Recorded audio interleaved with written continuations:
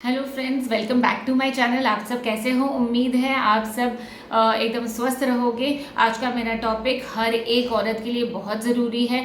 जब भी वो प्रेग्नेंट होती है वो 10 जनों से सुनती है, इन लॉज से सुनती है, आजू बाजू वालों से सुनते हैं कि ये मत खाओ, वो मत खाओ, ऐसा मत करो, वैसा मत करो। तो कंफ्यूज रहता है हमेशा कि क्या खाना चाहिए, क्या नहीं खाना चाहिए, और अल्टीमेटली कुछ भी खाने से दूरी रखते हैं। और पहले 3 महीने में तो इतनी उल्टियाँ होती है कि कुछ खाना जाता ही नहीं है। इसीलिए आज मैं आपको वीडियो लेके आई हूँ ताकि आपका सारा कन्फ्यूजन मैं दूर कर सकूँ। कौन सा फल खाना चाहिए, कौन सा फल नहीं खाना चाहिए, क्या पदार्थ प्रेगनेंसी में नहीं खाने चाहिए। आज का मेरा टॉपिक यही है कि कौन से फूड्स, कौन से खाने पीने की चीज़ें हमको प्रेगनेंसी में अवॉइड करनी चाहिए या फिर नहीं लेनी चाहिए। सबसे मोस्ट कॉमन चीज़ है कि पाइनएप्पल और पपैया। ये तो मुझे लगता है कि आपके हर गली के डॉक्टर भी आपको ये एडवाइस दे देंगे कि पाइनएप्पल और पपैया नहीं खाना है। लेकिन बहुत सारे लोगों को जब भी बोलते हैं तभी वो ही यही पूछते हैं, लेकिन मुझे पाइनएप्पल खाने का बहुत मन हो रहा है, क्या मैं खा सकती हूँ? तो ये क्यों नहीं खाना है ये मैं आपको बता दूंगी, फिर आप मुझसे अगली बार ये नहीं पूछोगे। पाइनएप्पल और पपैया में ऐसे एंजाइम्स होते हैं जो कि अर्ली कॉन्ट्रैक्शंस लेके आते हैं यूट्रस में, यानी कि यूट्रस में ऐसा दर्द चालू कर देते हैं जिससे कि बच्चा डिलीवर हो सकता है, या अगर पहले 3 महीने में आप इसको कंज्यूम करते हो तो अबॉर्शन के भी चांसेस रहते हैं। लेकिन हार्डली थोड़ी क्वांटिटीज़ में ये प्रॉब्लम नहीं होता है, लेकिन रोज़ अगर कंज्यूम करते हैं तो अबॉर्शन का खतरा रहता है। और पपैया खास करके अगर आप पका हुआ पपैया खाते हो तो ये बहुत ही हेल्दी फ्रूट है, ये आप बिल्कुल बिंदास ले सकते हो। जब पपैया की बात आती है तब आपको पका हुआ जो रॉ पपैया, जो पका हुआ नहीं है, कच्चा पपैया खाने से प्रॉब्लम आती है। तो कच्चा पपैया और पाइनएप्पल आप प्रेगनेंसी में अवॉइड करना है आपको। बाकी पक्का पपैया ये तो कंफ्यूजिंग है ना, ये टंग ट्विस्टर भी हो रहा है। इट्स पक्का पपैया खाने से आपको कोई प्रॉब्लम नहीं होगी, और इनफैक्ट वो बहुत रिच है विटामिन में, विटामिन सी में। तो आप पक्का पपैया तो कंज्यूम कर सकते हो। कौन सी ऐसी चीज़ें हैं जो आपको अवॉइड करनी चाहिए?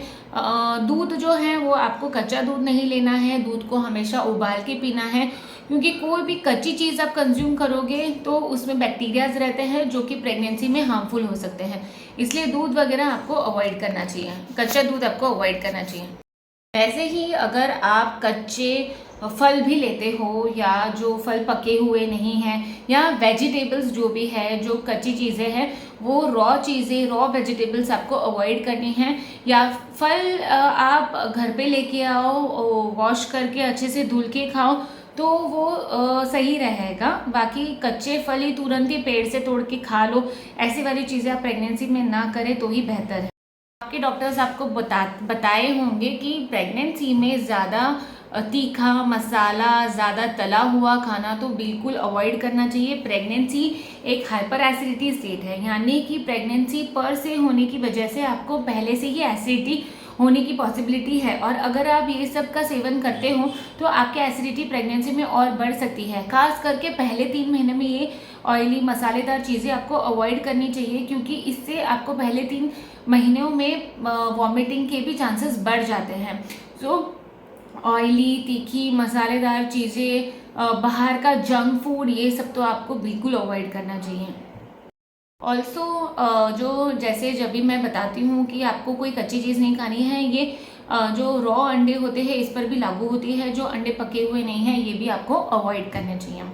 तो जो प्रेगनेंसी में एक बहुत कहावत है कि आपके पेट में बच्चा है, अभी आपको 2 जन के लिए खाना है, बच्चे को भी तो खिलाना होगा ना। पर ये बिल्कुल गलत है, इसका आप बिल्कुल फॉलो मत कीजिए। आपको 2 जन के लिए नहीं खाना है। आपको आपकी प्रेगनेंसी में सेकेंड ट्राइमेस्टर में सिर्फ 300 कैलोरीज की एक्स्ट्रा रिक्वायरमेंट होती है, और थर्ड ट्राइमेस्टर में 500 कैलोरीज की एक्स्ट्रा रिक्वायरमेंट होती है।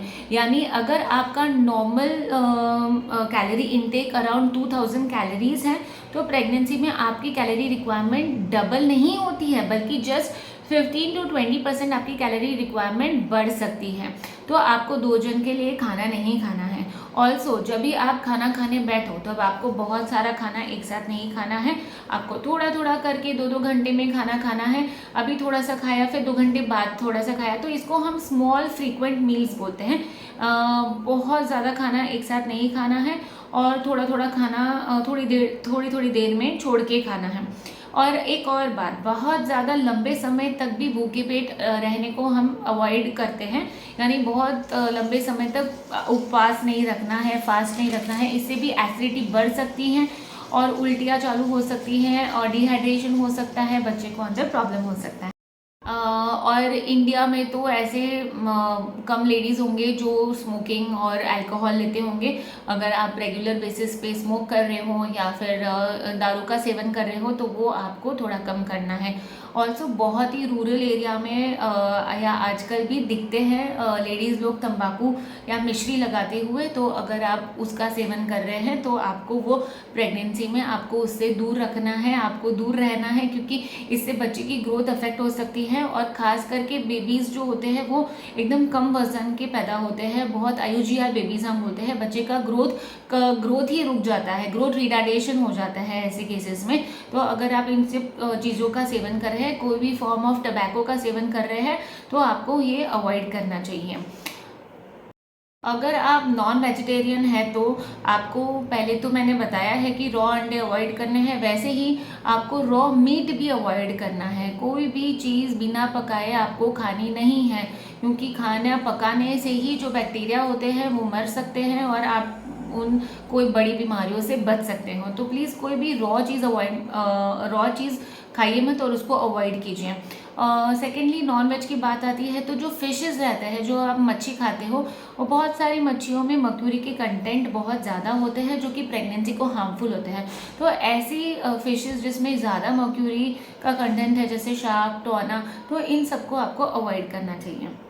आती है प्रेगनेंसी में चाय कॉफ़ी पीने की बात, तो एकदम लिमिट रखना है आपको। चाय और कॉफ़ी का सेवन लिमिट में रखना है, क्योंकि इसमें कैफ़ीन होता है।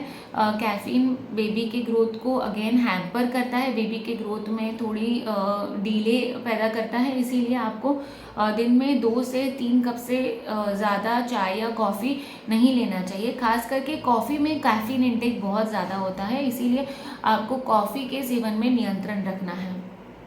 अगर आपको मेरा वीडियो अच्छा लगा है तो आप अपने प्रेग्नेंट सहेलियों के साथ मेरा वीडियो ज़रूर शेयर करें, जिससे उनको मन में जो कन्फ्यूजन है खाने पीने को लेके वो दूर हो सकती है।